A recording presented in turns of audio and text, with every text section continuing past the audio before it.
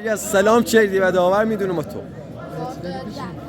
سلامی مجدد خدمت شما دوستان عزیز. امیدوارم مجسمه مادر بزرگ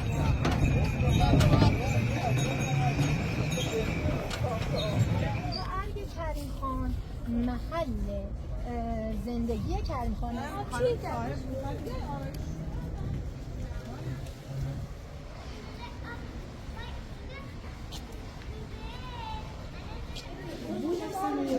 مجسمه کریم خان زن است که شمشیر که می‌کشد شمشیر اصلی استفاده دیده است. اون قسمت‌هایی که حالت سطحی مانند هست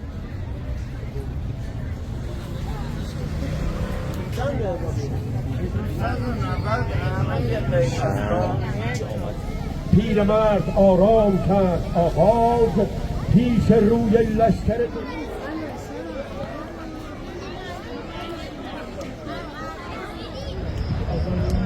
این میگن دروازه قرآن. چند تا دروازه مثل اینه.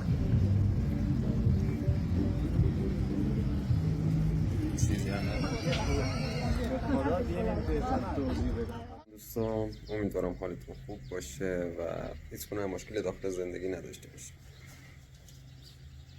الان ساعت 6:35 صبح هستیم و منتظر ابوالفضل هستم تا با ماشینش هر چه خراب هست بیادو بریم روستای طلایه و اونجا تدریس کنیم. هوا هم کم کم داره جمع میشه و اون سرمای گذشته دیگه وجود نداره.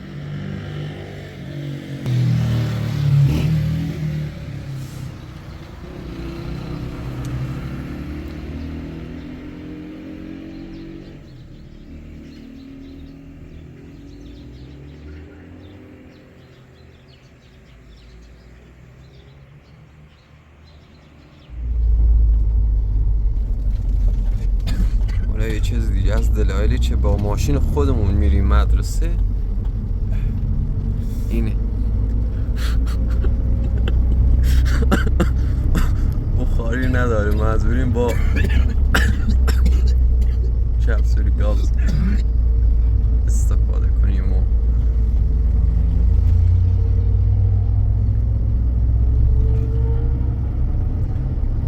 نگاش کنیم.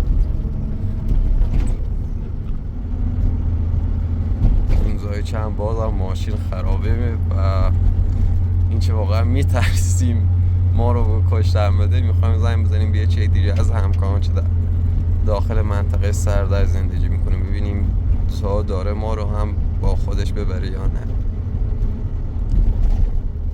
ولی قبلش چند تا از همکاران هستم. خوبی خواستم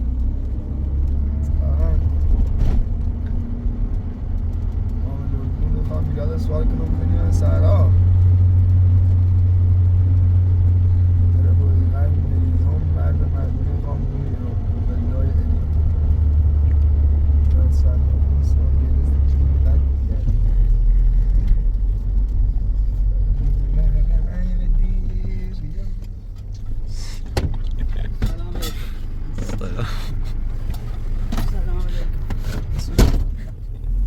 یالا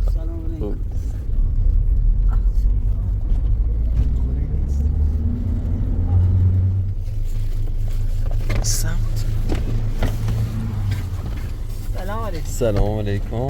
صبحتون بخیر. صبح بخیر. خبر؟ سلام. کاپشن یه سری. اول چه خبر؟ آه. کاپشن یه سری. قشنگه ماره چه.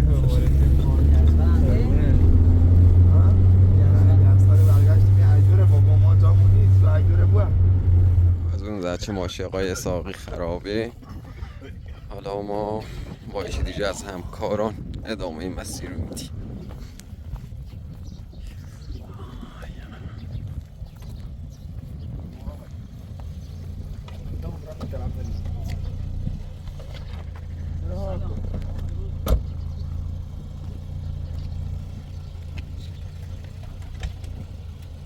برا مزی برا برس sempre andar a dar naquele azizão.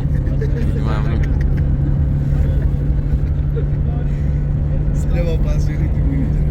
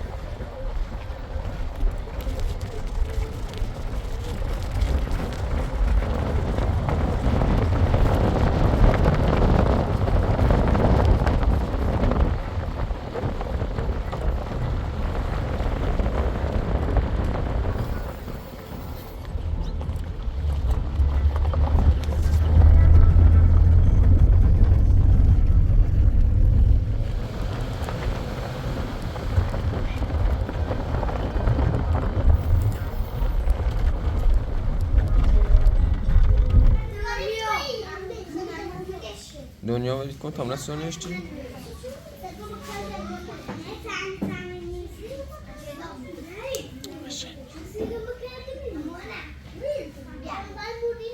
چه خبر؟ بهتر رو بری؟ آها کمش ساته ها؟ آقا گاز آداغ نتوه سیس آقا چی؟ نشو چه ایتی نوبی؟ نشونه آقا بریش نه نیخواه نشون نیست چه ایتی نوبی؟ آشوی دوشویی؟ الان خوبی؟ آقا دست میکنه آقا گیتنش ساته حالا چون ما اکثرا بیمار شدیم دمنوش رو درست کردیم آویشه خاصة يا جوشي داشون علمي جرامة دلج الشارع خمو خبره مکوری تو بله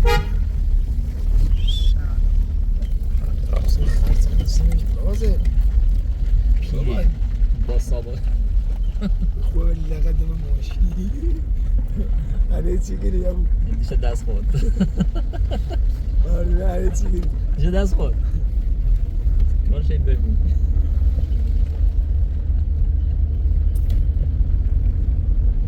هی با امروز هم حال مسابقات ادارات بین تیم معلمان و تیم یوتیوب نبود اصلا دوباره نشونش بره اصلا هست وای هست دوباره نشونش بره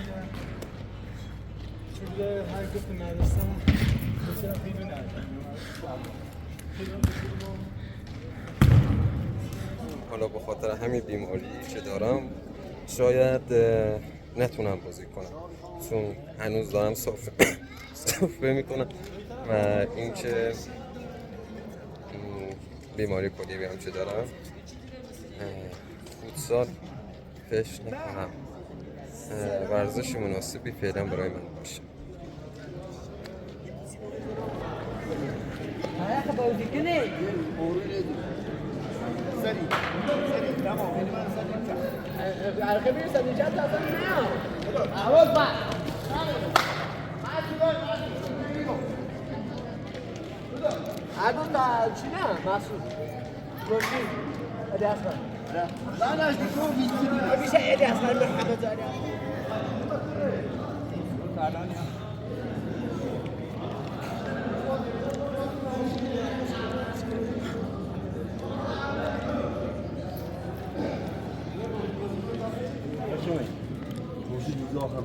خدایی بود همونی که انشاءالله قهرمانی قبل از اینکه بریم زمین از تو خواهش کنم این بیشتر از داوره اونو خون خدا شاهد مردی به شهاب سر اعصاب اصلا نره کاش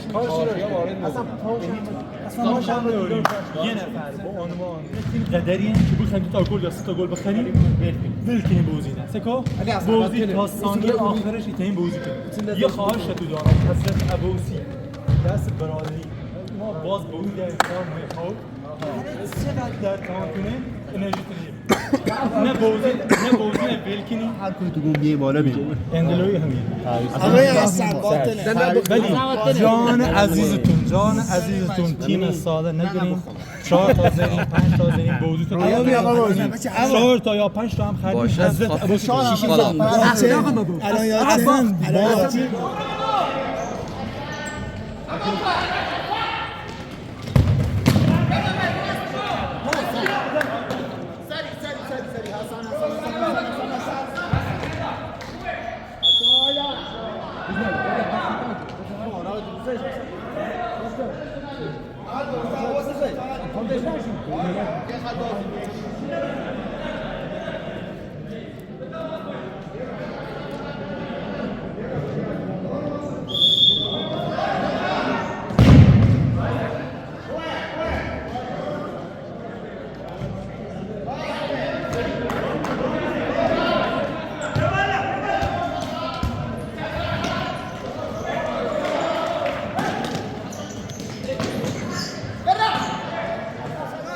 متاسفانه فعلا پنزریچ امید داری امید داری به ولا یه ذره امید بهشون نداری امید داری؟ نه بابا امید یکی هم نداشتم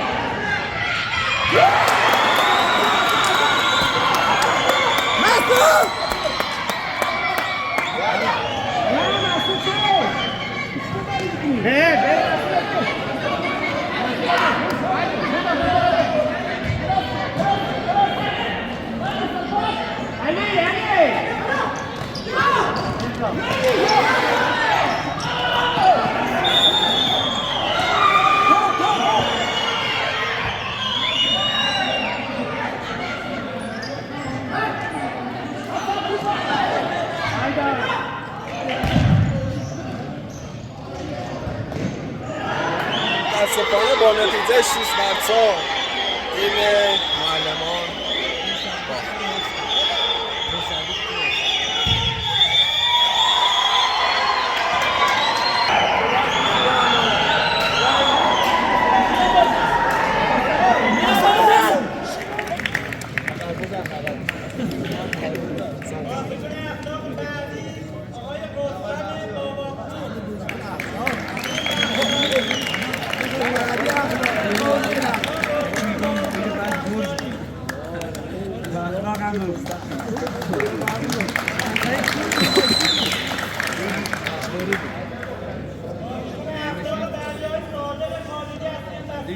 تیم یعنی اگه سلام چردی و داور میدونم تو سلام چه باش دیگه مسافران من دارم بس اگه بگی که سلام علیکم دارم را سلام چی قهرمانی ما و بچه‌ها که واقعا یه ریال هم نمیارزه آقای خالدی تو قرار دست نگی با آقای داور چله رفت خاطر موته خاطر اون کار وقت و جیر بس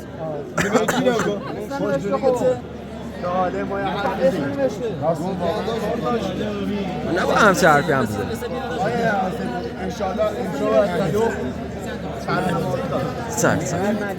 سلامی مجدد خدمت شما دوستان عزیز امیدوارم تا این لحظه اوقات خوشی رو سپری کرده باشید خب به خاطر اینکه واقعا امروز خسته شدم تا این موقع خواب موندم و نتونستن برن بیرون فیلم برداری کنن.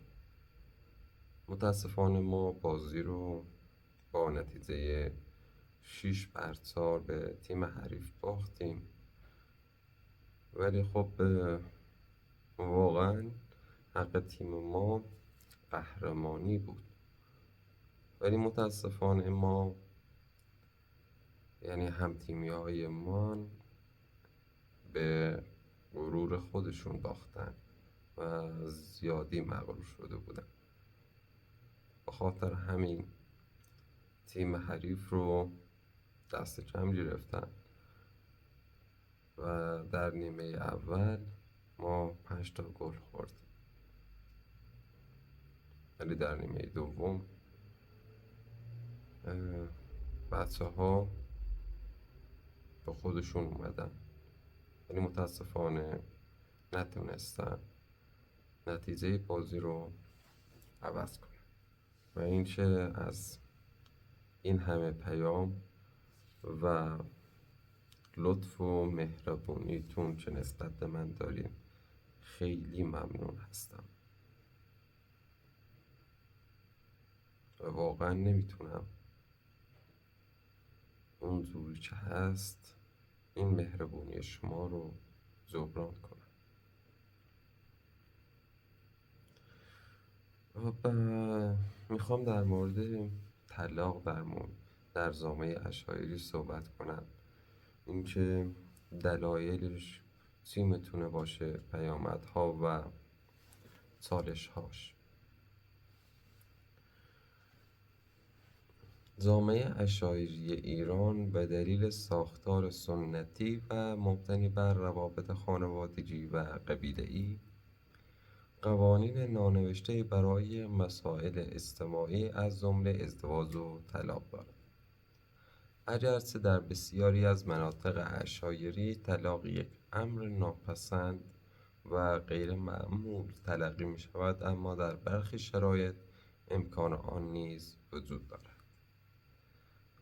طلاق در این جوامع نه تنها یک مسئله خانوادگی بلکه یک مسئله اجتماعی و حتی قبیله‌ای محسوب می شود و پیامدهای متعددی دارد. دلایل طلاق در جامعه اشاعری میتونه به عوامل مختلفی بستگی داشته باشه که برخی از اونها شامل موارد زیر هستند: 1. اختلافات خانوادگی و ناسازگاری زوجین. در برخی موارد زن و شوهر پس از ازدواج متوجه می شوند که از نظر روحی، اخلاقی یا فرهنگی با یکدیگر تفاهم ندارند. در این صورت اگر خانواده ها نتوانند این اختلافات را حل کنند، ممکن است طلاق به عنوان آخرین راه حل مطرح شود. دلیل دوم ازدواج‌های اجباری و زودهنگام هستش. یکی از مهمترین دلایلی که در برخی مناطق اشاعری به طلاق منجر می شود ازدواج‌های زودهنگام و بدون رضایت طرفین است. در بسیاری از جوامع اشاعری دختران در سن پایین و بر اساس تصمیم خانواده ازدواج می کنند. این ازدواج‌ها گاهی به ناسازگاری و در نهایت منجر به طلاق می شود.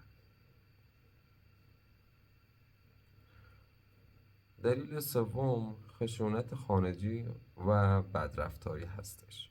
در برخی موارد زنان اشاعری به دلیل خشونت خانگی یا سوء استفاده همسر و خانواده او مجبور به درخواست طلاق می شوند. در این جوامع برخی مردان به دلیل باورهای سنتی و نبود قوانین حمایتی همسر خود را مورد آزار قرار می دهند. مخصوصا در جاهای دورافتاده که خانم ها نمیتونن به راحتی به شهر دسترسی داشته باشن، یا اینکه بتونن درس بخونن. به خاطر همین حالا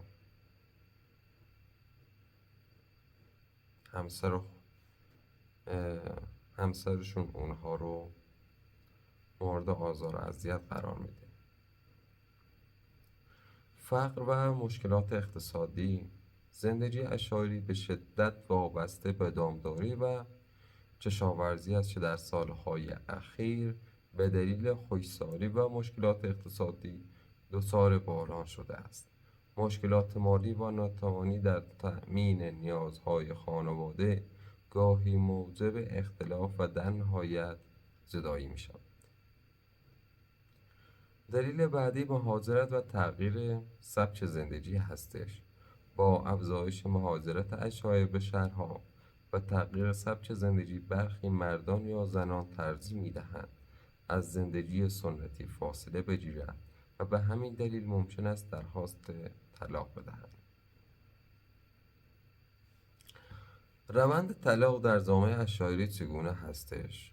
طلاق در جامعه اشایری با آسانی صورت نمی‌گیرد و معمولاً با پیچیدگی‌های زیادی همراه است.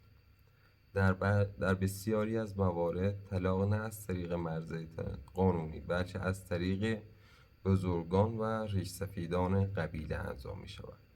این روند به چند مرحله تقسیم می شود. برای اینکه حالا روند طلاق سریعتر انجام بشه بین زن و شوهر، از طریق دادگاه اقدام نمی کنن بلکه به صورت محلی و با کمک بزرگان و ریشسفیدان این کار رو انجام میدن که حالا مراحلش رو هم واسه شما دوستان عزیز میگم. مرحله اول تلاش برای حل اختلاف هستش. در گام اول خانواده ها و بزرگان قبیله سعی میکنن اختلافات را حل کنند. اگر مشکل بین زن و شوهر شدید نباشد، معمولاً با صحبت و پادرمیانی بزرگان راه حلی پیدا می شود. مرحله بعدی جلسات خانوادگی و تصمیم گیری هستش. اگر اختلافات قابل حل نباشد، خانواده های دو طرف در جلسات قبیله‌ای گرد هم می آیند تا درباره آینده زندگی زوج تصمیم بگیرند. در این مرحله مسائل مالی، مهریه، حضانت فرزندان و سایر موارد مورد بررسی قرار می گیرند.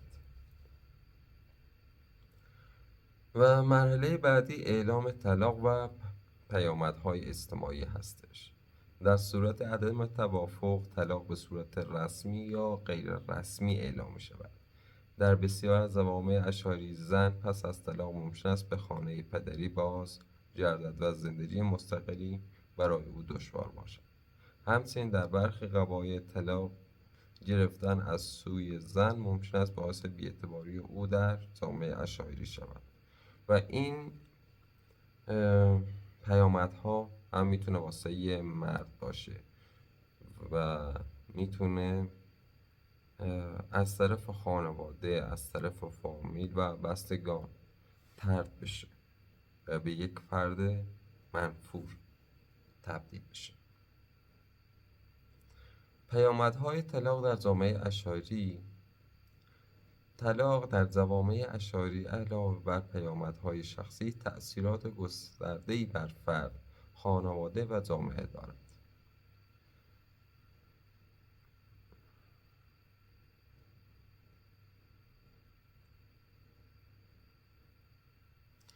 تأثیر بر زن و مرد. در بسیاری از قبایل زن مطلقه و مرد مطلقه با محدودیت‌های اجتماعی روبرو می‌شوند. برخی خانواده‌ها پس از طلاق دختر خود یا پسر خود را مجبور به ازدواج مجدد می‌کنند. استقلال مالی زنان اشایر پایین است و پس از طلاق یافتن کار برای آنها دشوار خواهد بود. در بعضی از جوامع اشایری مردی که همسرش از او جدا شود ممکن است اعتبار خود را در بین اعضای قبیله از دست بدهد.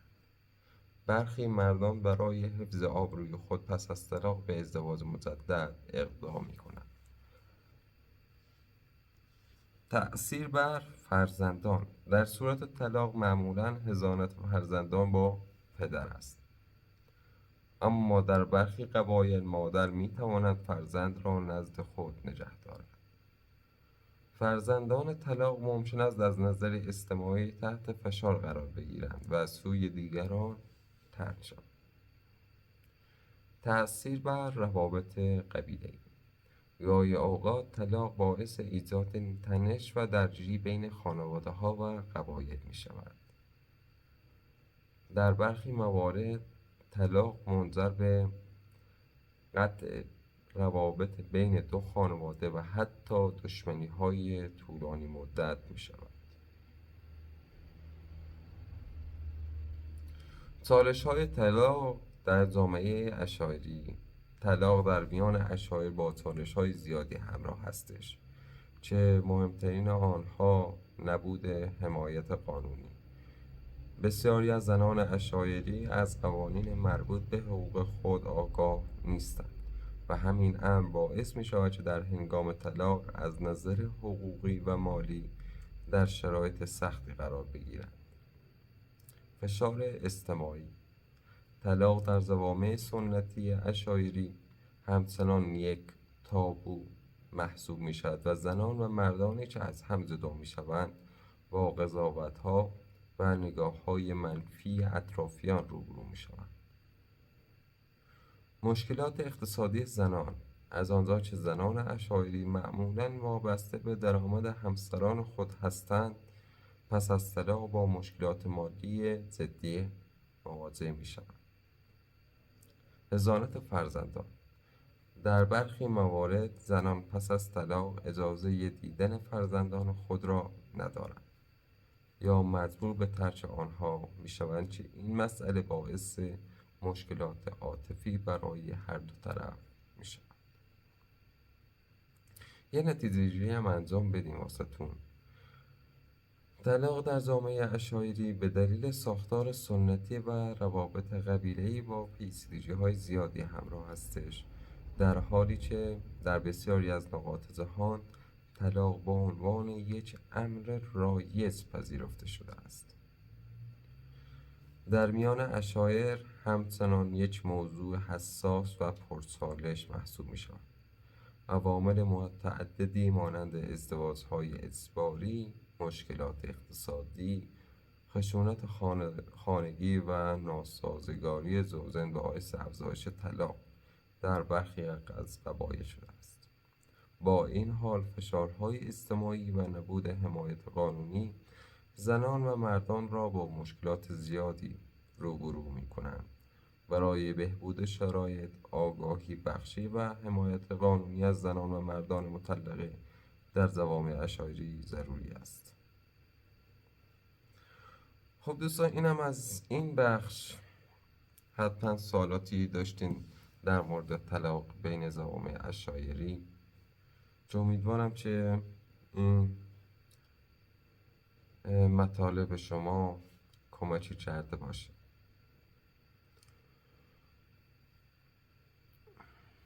و شاید از این به بعد ویدیوامو 1 ساعت با تأخیر آپلود کنم، چون واقعا زیرنویس کردن ویدیوها کار مشکلی هستش. هر چند این چند روز دوست عزیزم به من کمک کرده و داره زیرنویس ها رو انجام میده.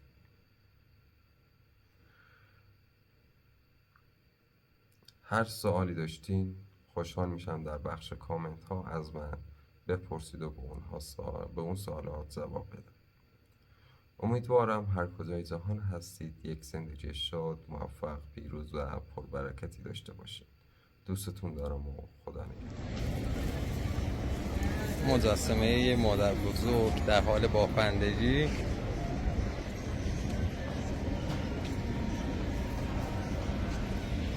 کمربند کیفی هم بخریم و حدود 240,000 میشه. جوری که گفتی یعنی مثلا گرون خرید. نه به دلار میشه 6 تا حدود 4 دلار میشه. دستتون در نکنه. خداحافظ.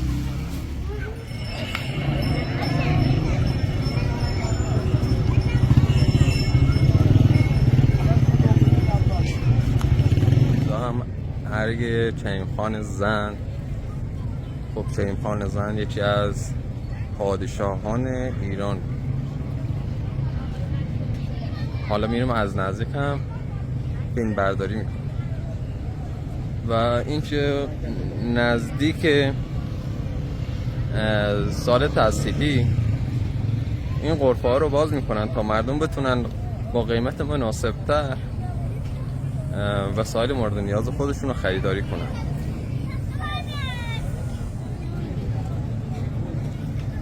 شیراز مهد تمدن ایران.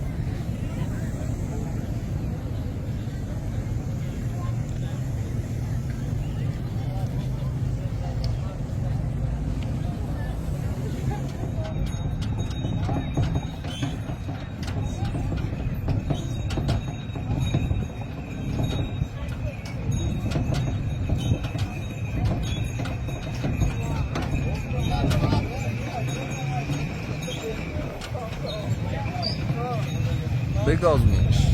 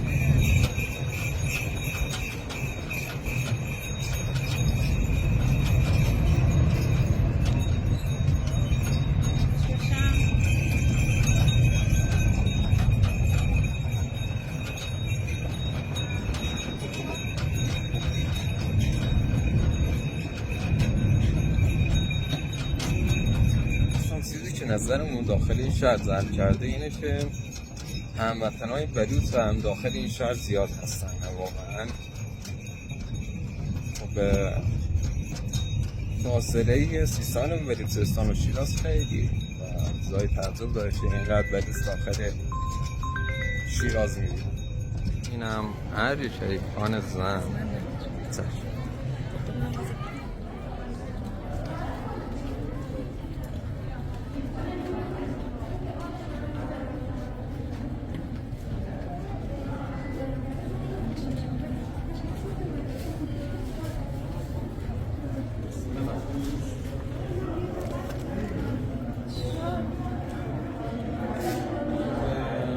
بلیتم خریدم و قیمت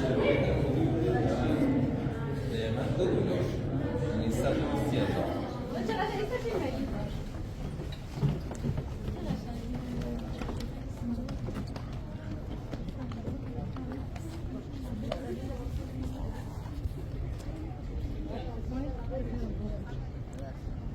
اوف.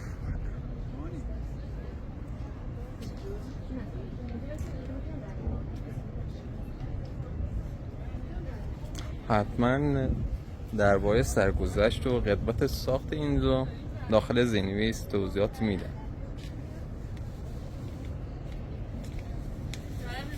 دوشنبه ختم این مردن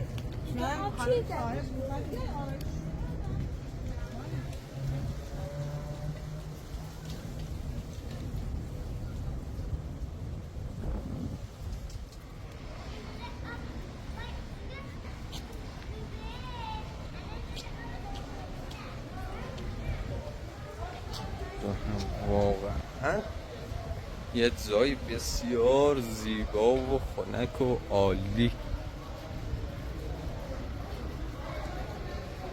از کدوم باید برم؟ خب از پله ها بریم بالا، سمت راست بریم یا چپ بریم.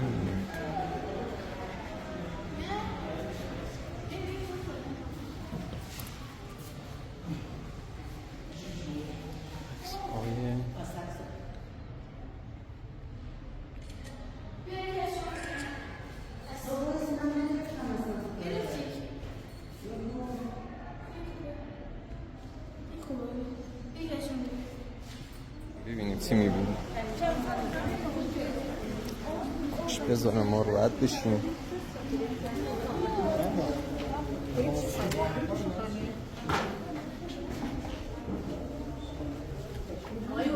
دارم نگاه کنیم.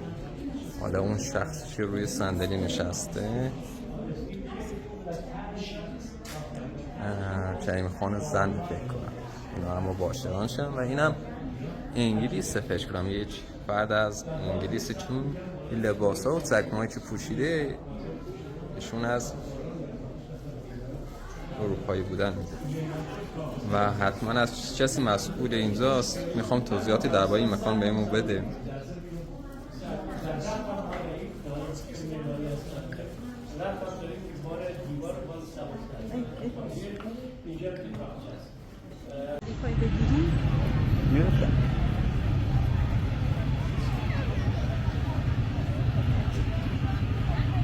غرفه‌های صنایع دستی هست و جلوی ارگ کلمه ببخشید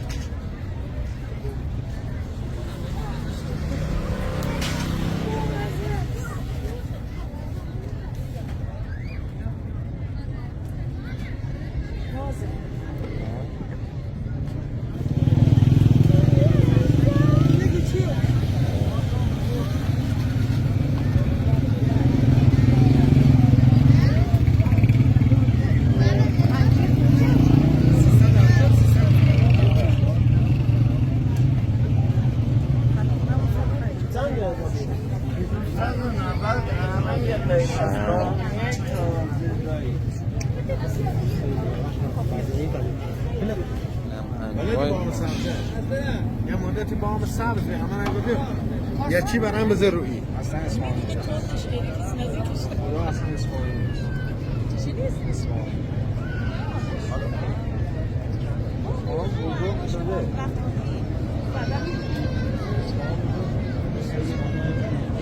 من داخل این شهر مردمونش بسیار مهمان‌نواز و خوب‌گرمن و با مسافران خیلی مهربون رفتار میکنن. انگاری چند سالی اونا رو میشناسن و بسیار صمیمانه رفتار میکنن.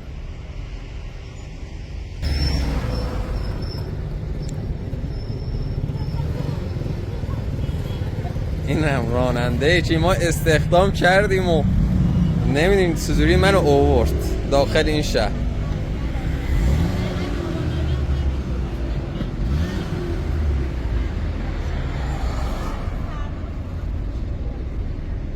درهای دور گرگی خسته می نالید، برف روی برف می بارید، باد بالش را به پشت شیشه می مالید.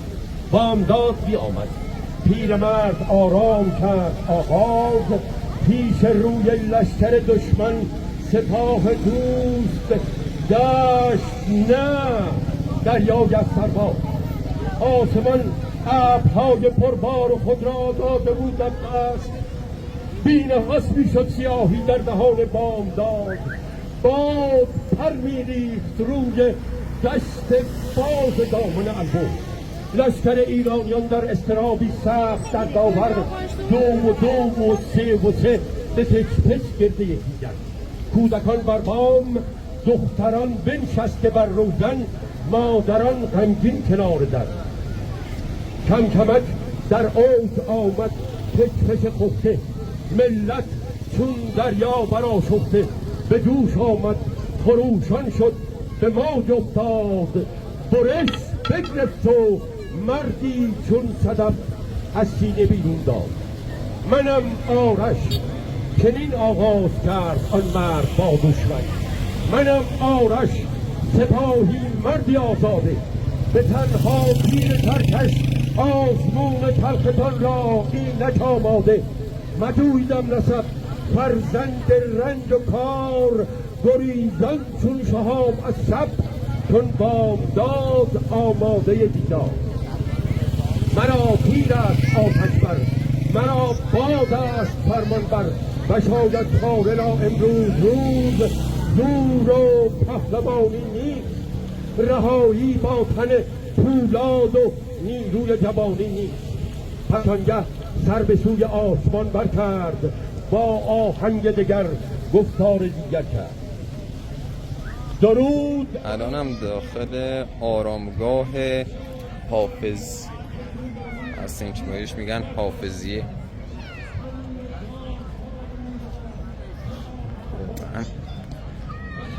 راحت میشه داخل این مکان.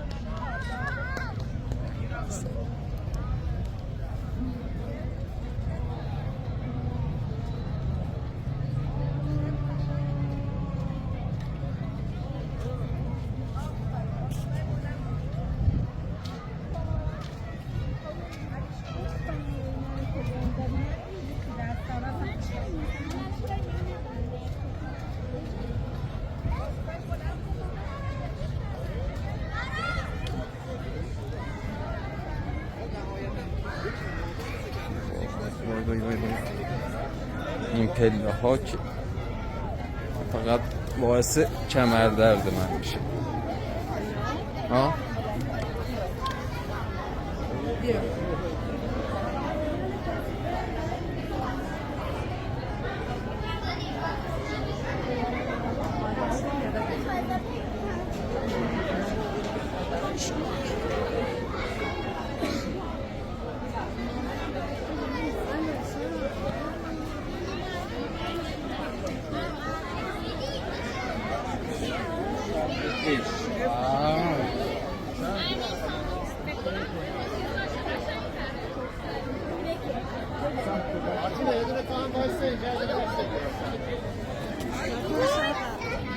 این قبر حضرت حافظ است. یا گروهی توضیحات کامل مجموعه آرامگاه حضرت حافظ رو به خطرتون انجام میدم. شما عزیزان تمایل اونجا کامل گفت اساس.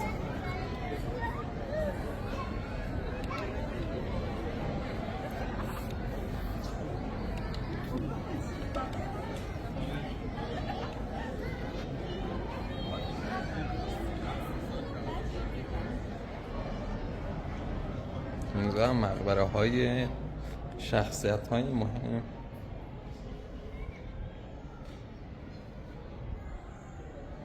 خب من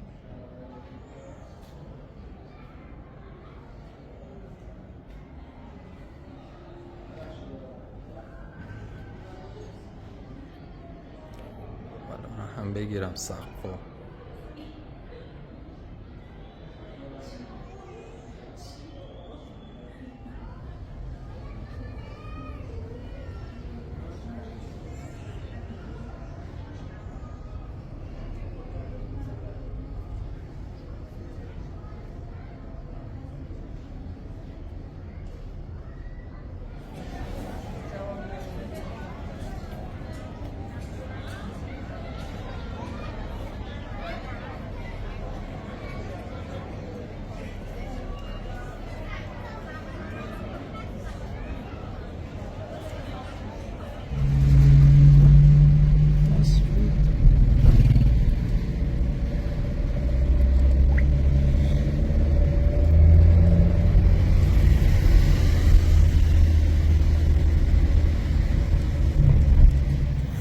داخل رستوران و این غذا سفارش داد. آره بازی کنید قسمت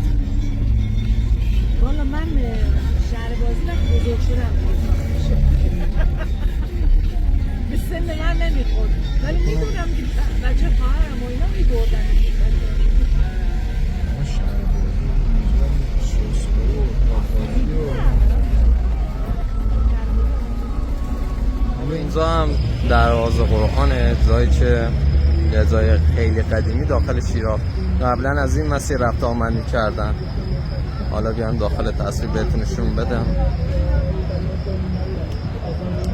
این میگن دروازه قرآن.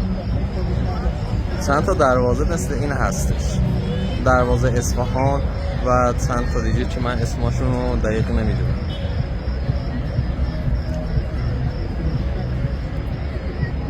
و وسایلی که مردم میتونن خریداری کنن ازشون.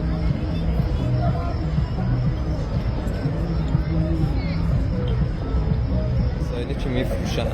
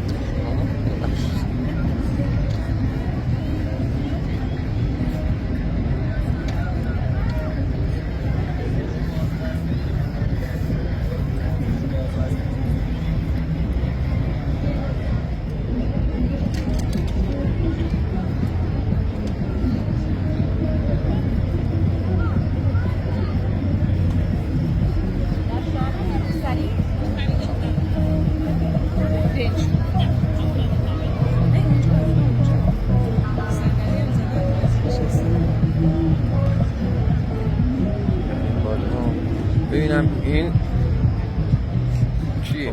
اینم خواجوی کرمانی، یکی از شاعران بزرگ که قرن 8 هجری قمری میزیسته،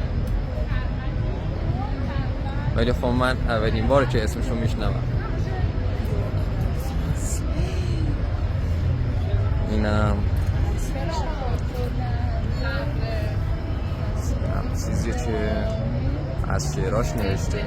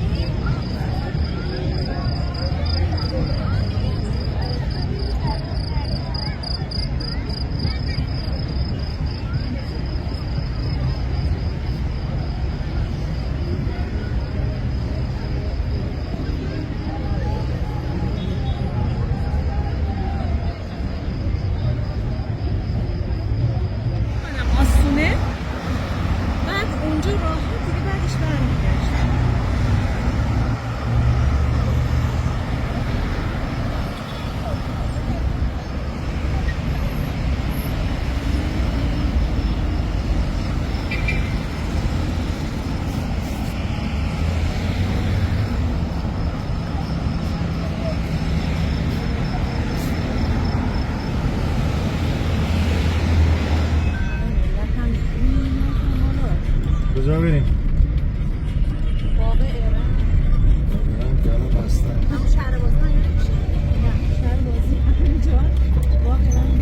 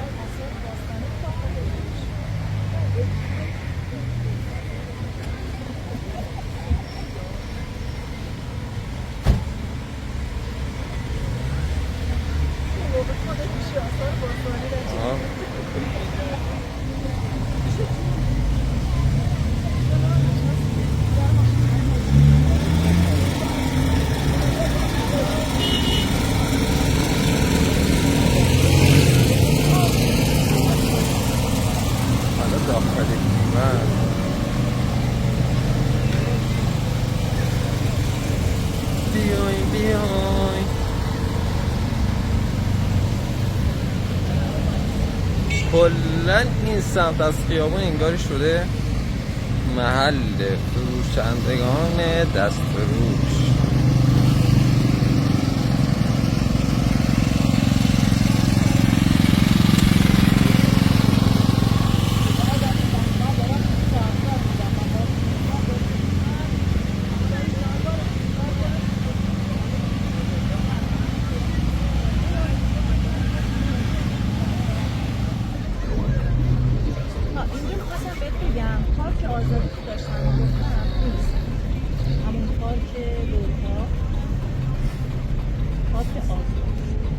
بسیار بزرگی حاجی گویل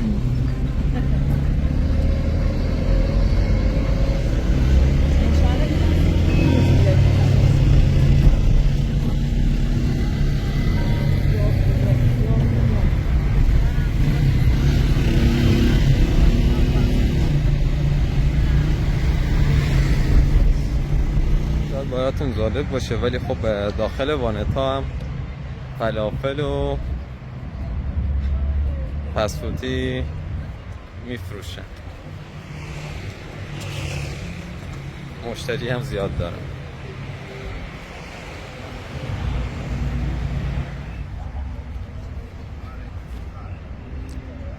دارن بهش میگن باغ جنت.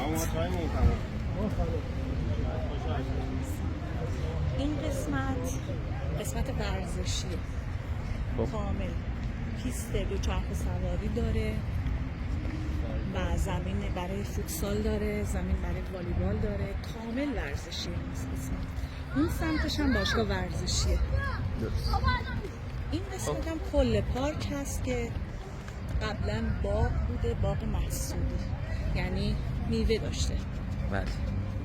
میوه‌های گیلاس، زردآلو، هر چی که حسابش تبدیل به پارک شده. اگر دقت کرده باشی درخت‌ها همه قدیمی هست.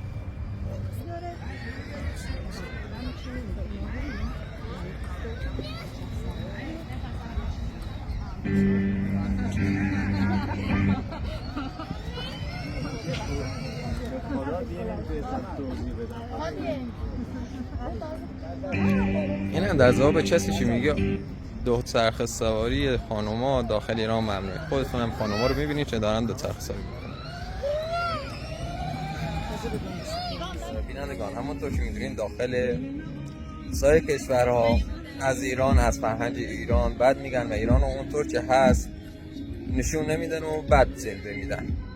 حتی میگن حجاب داخل ایران اجباری هستش و دختران حق دوچرخه سواری ندارن، ولی همونطور که دیدین این دختر خانم بدون روسری و با حجاب کاملا آزاد داشتن دوچرخه سواری میکردن و کسی هم کاری بهش نداشت. امیدوارم تونسته باشم هر سنکوسی 1% کمی هم باشه ایران رو بهتر به شما نشون داده باشه. و واقعا خستم، خیلی هم خستم. نمیدونم شما تا به حال این تجربه رو داشتین یا نه، اینکه 10 دقیقه شاد باشین بعد یهو بدون هیچ دلیلی ناراحت و افسرده بشین، کلا از همه چیز زده بشین، از گشت و گذار خسته بشین، از خرید کردن خسته بشین. من دقیقا همینطور میشم. امیدوارم این روزا هم بگذره و تموم بشه. که میبینی اینجا یک زمین ورزشیه، ولی خب اینجا رو به خاطر بازگشایی مدارس و اینکه والدین راحت‌تر بتونن وسایل مورد نیازشون رو خریداری کنن، اینجا رو به صورت موقت غرفه زدن تا وسایل آموزشی رو بفروشن به قیمت مناسب‌تر.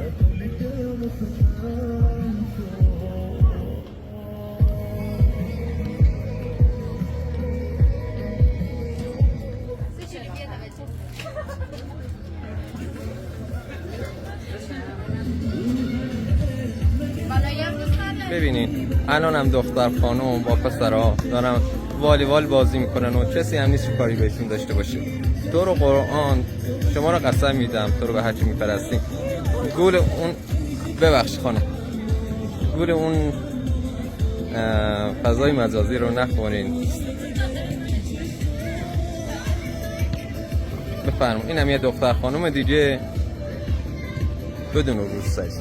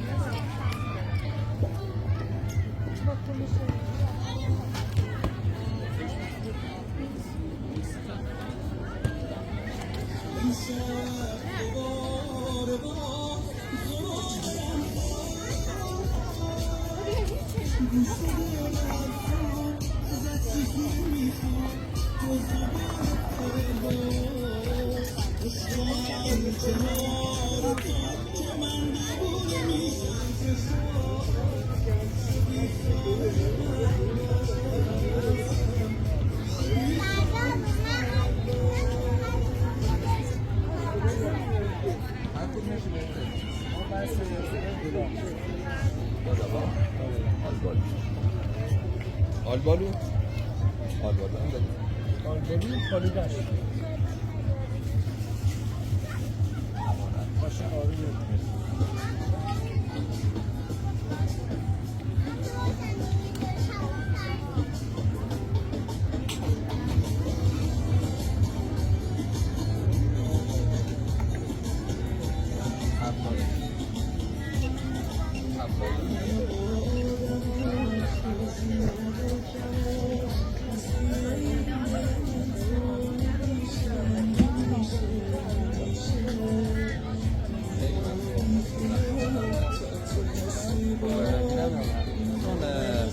چند تا رفیق با ما همراه بودیم که دوست ندارم که داخل ویدیو سریشون منتشر رو به خاطر همین ازشون معذرت می‌خوام و به خاطر همین چهار تا هم بسته نیست.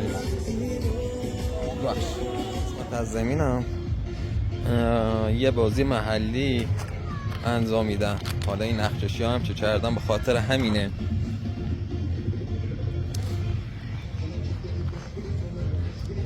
این آهنگش رو پلی کردن، دلم میخواد برقصم ولی خب رقصیدنم بلد نیستم.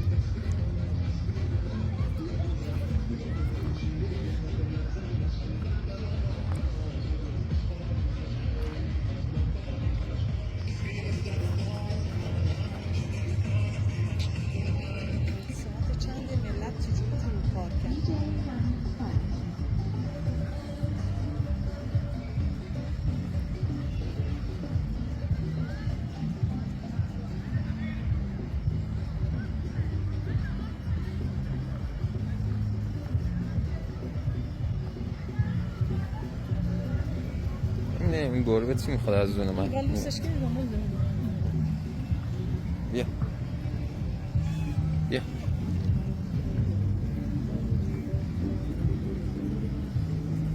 چیزی هم ندارم بهت بدم بخوری.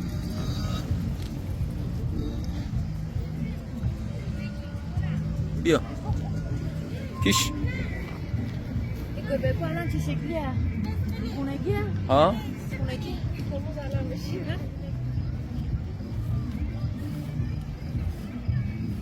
بیا هر جا من میرم این دنبال من میاد. بیا